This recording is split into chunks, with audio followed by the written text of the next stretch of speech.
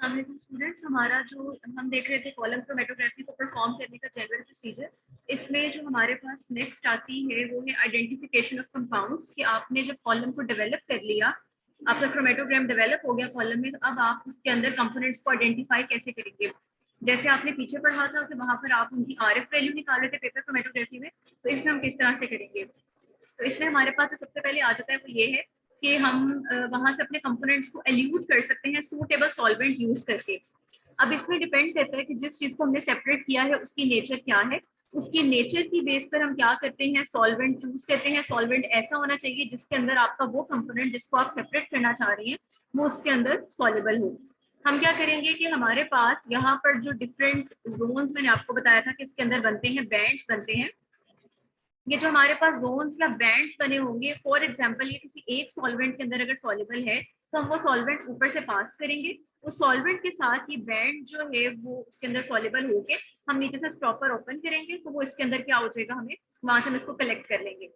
दूसरा तरीका इसमें हम क्या है कि हम पूरे का पूरा जो एड्सॉर्बेंट का पार्ट है उसी को कॉलम में से बाहर निकाल लेते हैं। किस तरह से कि हमने नीचे जो ये वाला पूरा पार्ट है, हम इसको क्या करेंगे, पूरे पार्ट को एड्सॉर्बेंट समेत यहाँ से एक्सट्रैक्ट कर लेंगे। और उसके बाद हम इसको जो है नाइफ से कट करके, क्योंकि वहाँ एड्सॉर्बेंट मौजूद है वो सॉलिड फॉर्म में मौजूद है, और फिर हम उसके बाद क्या करेंगे, इस पूरे को एड्सॉर्बेंट समेत किसी सूटेबल सॉल्वेंट में डाल देंगे। जो आपका कंपोनेंट सेपरेट हुआ है वो सॉल्वेंट में डिजोल्व हो जाएगा, और जो एड्सॉर्बेंट है वो जो सॉल्वेंट में हल नहीं होगा तो वहां पर वैसे ही रह जाएगा। उसके बाद हम उसको फिल्टर करके फिर उसके बाद उसको एलिमेंट को एनालाइज कर लेंगे, क्योंकि उसके अंदर उस सॉल्वेंट के साथ साथ वो कंपोनेंट मौजूद है जिसको आपने यहाँ से सेपरेट किया है। अब इसमें एक और चीज आती है कि हमेशा जरूरी नहीं है कि आपके पास कलर्ड सब्सटेंसेज हो। अगर तो कलर्ड सब्सटेंसेज है तो आपको विजुअली यहाँ पर बैंड दिखाई देगा और आप उसको वहां से सेपरेट कर लेंगे। लेकिन अगर आपके सब्सटेंसेज कलरलेस हैं, फिर आपको क्या करना पड़ेगा। फिर तो आपको नहीं पता कि आपका बैंड यहाँ एग्जिस्ट कर रहा है, दूसरे का कहाँ एग्जिस्ट कर रहा है। अब आपको ये करना पड़ेगा कि हर बार आपको अपने कॉलम में जो भी फ्रैक्शंस यहाँ सेपरेट हो रही हैं वो सेपरेट तो यहाँ होती जा रही है but they are not visible, वो कलरलेस है। अब आप क्या करेंगे, अब आप यहाँ से जब मोबाइल फेस पास करेंगे तो आप एक टाइम सेट कर लेंगे कि हर 5 मिनट के बाद आप यहाँ से फ्रैक्शंस को क्या कर लेंगे, सेपरेट करते जाएंगे। 5 मिनट गुजरे, आपने बीकर ए में निकाल ली एक फ्रैक्शन, इसको साइड पे कर दिया। अगले 5 मिनट गुजरे, आपने बीकर दूसरे के अंदर फ्रैक्शन निकाल ली, वो आपके पास बी आ गई। इस तरह आप क्या करते हैं कि एक टाइम डिसाइड करके थोड़े थोड़े इंटरवल्स के बाद आप यहाँ से फ्रैक्शंस को निकालते जाते हैं। ये जो आप यहाँ से फ्रैक्शन निकाल रहे हैं उसको आप नाम दे रहे हैं एलुएट का। एलुएट आपके पास, उसके अंदर आपका एलुएंट यानी वो सॉल्वेंट, और साथ में क्या चीज शामिल है, साथ में आपका वो कंपोनेंट शामिल है जिसको आपने एक्सट्रैक्ट किया है। अब आप क्या करेंगे, यानी आपका मकसद ये था इनको अलग करने का डिफरेंट इंटरवल्स पे, कि अगर किसी भी पॉइंट पर हो सकता है ए के अंदर अभी कोई भी फ्रैक्शन सेपरेट ना हुई हो लेकिन बी के अंदर हो, ठीक है, उसके बाद सी डी ई एफ हो सकता है उनके अंदर कोई फ्रैक्शन कोई कंपोनेंट सेपरेट ना हुआ हो। इसका करने का मकसद ये होता है कि हमारी मतलब छोटे छोटे इंटरवल्स के बाद हम क्यों अलग कर रहे हैं फ्रैक्शन, ताकि कोई भी ऐसी फ्रैक्शन मिस ना हो जाए जहां हमारा कोई कंपोनेंट जो है वो सेपरेट हुआ हो। उसके बाद हम क्या करेंगे, जो हमारी फ्रैक्शन जिनके अंदर कोई भी कंपाउंड डिटेक्ट नहीं होगा वो रिजेक्ट हो जाएंगी, और जो बाकी सारी हैं जिनके अंदर कंपाउंड मौजूद है उसमें से हम क्या करेंगे, अपना जो एलिमेंट था जो मोबाइल फेस थी उसको यहाँ से हम एवेपोरेट करवा देंगे। तो बाकी क्या रह जाएगा, रिमेनिंग आपका वो कंपोनेंट रह जाएगा जिसको आप यहाँ से सेपरेट कर रहे थे। लेकिन ये प्रोसीजर बहुत ज्यादा टाइम कंज्यूमिंग है, और अगर आप इसको मैनुअली कर रहे हैं फिर तो ये खासा टाइम कंज्यूमिंग है। हाँ, अगर आप इसके साथ कोई फ्रैक्शन कलेक्टर लगा देते हैं जो खुद आप टाइम सेट कर दें और वो ऑटोमेटिकली वहां से अगर फ्रैक्शंस निकालता जा रहा है हर इक्वल इंटरवल के बाद, तो फिर आपका प्रोसेस थोड़ा सा स्पीडी हो जाएगा।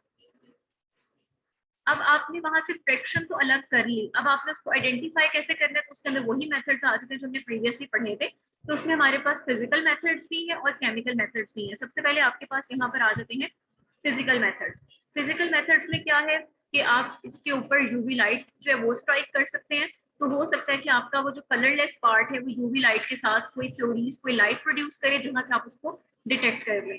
इसके अलावा जो है आप केमिकल मेथड यूज कर सकते हैं। केमिकल मेथड में आपके पास क्या है, जैसे आपने पीछे पढ़ा था, केमिकल मेथड में आप कोई ना कोई ऐसा रिएजेंट वहां पर स्प्रे करेंगे या ऐड करेंगे जो उसके साथ कोई कलर स्पेशी बनाएगा जिससे वो आपके लिए विजिबल हो जाएगी। जैसे मैंने एग्जांपल दी है कि vitamin A gives blue colour, when treated with antimony chloride in chloroform. तो इससे क्या होगा कि एंटीमनी क्लोराइड जो पहले आपके लिए विजिबल नहीं था, जब आपने उसके ऊपर विटामिन ए का स्प्रे किया तो वो ब्लू कलर आपको देगा, जो कि आपके लिए क्या होगा, विजिबल होगा।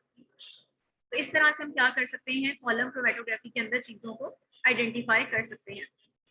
उसके बाद आती है कॉलम क्रोमेटोग्राफी की एप्लीकेशंस कहाँ कहाँ पर है। तो हमारे पास बहुत सारे जो ऐसे सब्सटेंसेस हैं, जो नेचुरल प्रोडक्ट्स हैं, जो हमें प्लांट्स ट्रीज वगैरह से ऑब्टेन होती हैं, वो डाइल्यूट सॉल्यूशंस की फॉर्म में होती हैं। तो उसमें बता रहे हैं the concentration of substances from dilute solution, हम उनको कंसंट्रेट कर सकते हैं। किस तरह से कंसंट्रेट, कि जब आप उनको कॉलम में डालेंगे, सेपरेशन होगी, आपके पास उसमें से इम्प्योरिटीज अलग हो जाएगी और जो आपकी डिजायर्ड प्रोडक्ट है वो अलग हो जाएगी। तो इस तरह आप उनको क्या कर सकते हैं, आप उनको कंसंट्रेट कर सकते हैं। उसके बाद दूसरा उसी से रिलेटेड है कि आप मुख्तलिफ कंपाउंड में से इम्प्योरिटीज को रिमूव कर सकते हैं। तो इट मीन्स कि आप इसकी हेल्प से प्योरिफिकेशन कर सकते हैं। जो आपके पास अननोन कंपाउंड्स है उनको आप आइडेंटिफाई कर सकते हैं, कोई भी क्रोमेटोग्राफी उसमें आप ये काम कर सकते हैं, और कंपाउंड्स को कंपेयर भी कर सकते हैं आप किसी ना किसी स्टैंडर्ड के साथ। उसके बाद determination of the homogeneity of the chemical substance, उसकी कंपोजिशन होमोजीनियस है कि नहीं है। ठीक है, ये अगेन रिलेट कर रहा है उसकी प्योरिटी के साथ। हेट्रोजीनियस तब होगा जब उसके अंदर कोई और एक्स्ट्रा कंपोनेंट जो है वो मौजूद है। इसके अलावा आप किसी मिक्सचर के अंदर स्टीरियो आइसोमर्स मौजूद हैं कि नहीं, उसका आइडेंटिफिकेशन कर सकते हैं। Separation and purification of natural products, ठीक है, अगेन आपने ये पॉइंट यहाँ पर भी पढ़ा था कि अगर वो डाइल्यूट फॉर्म में है तो आप उनको कंसंट्रेट कर सकते हैं, और अगर आपके पास 3 या 4 फॉर एग्जांपल एल्केलॉइड्स हैं, फिनोल्स हैं, 3-4 नेचुरल प्रोडक्ट्स का मिक्सचर है, तो आप उनको सेपरेट और प्यूरिफाई कर सकते हैं। उसके बाद आ जाता है कि इसके अलावा जो मोस्ट कॉमन इसका यूजेज है वो है इनऑर्गेनिक एनाइंस और कैटाइंस की सेपरेशन और आइडेंटिफिकेशन। जैसे आपने पीछे पेपर क्रोमेटोग्राफी में पढ़ा था, हमारे पास बेतहाशा इनऑर्गेनिक एनाइंस और कैटाइंस है, उनके हम इसके थ्रू, जैसे वहां पर आपने पढ़ा था कि उनकी सेपरेशन कर सकते हैं, तो सिमिलरली हम कॉलम क्रोमेटोग्राफी की हेल्प से भी इनकी सेपरेशन परफॉर्म कर सकते हैं। तो ये थी इसकी कुछ एप्लीकेशंस और मेथड ऑफ आइडेंटिफिकेशन। यहाँ तक इसमें से आपने इतना यहीं तक करना है। जो आगे आपकी heading experiments in column chromatography को कट कर देंगे, आपने आगे से नहीं करनी। और यहाँ तक हमारा मेन कॉलम क्रोमेटोग्राफी कंप्लीट है। अब हमारे इसमें से कुछ न्यूमेरिकल्स वगैरह रहते हैं, वो हम अपने नेक्स्ट लेक्चर में देखेंगे। Thank you.